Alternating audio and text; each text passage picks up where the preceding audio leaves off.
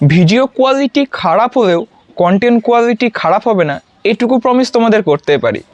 আমার একটাই funny channel ছিল, যাই হোক কিছু কারণে সেটিকে আমাকে বন্ধ করতে হয়েছিল।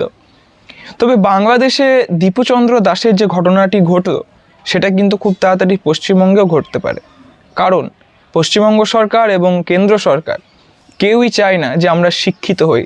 প্রকৃত শিক্ষার মান তারা বৃদ্ধি করতে চায় না, কারণ শিক্ষিত হলেই আমরা সঠিক প্রতিবাদের ভাষাটা বুঝতে পারবো, আর সঠিক প্রতিবাদের ভাষাটা বুঝতে পারলেই তাদের যে চেয়ার সেটা নড়ে যাবে। তোমরা কি বলো?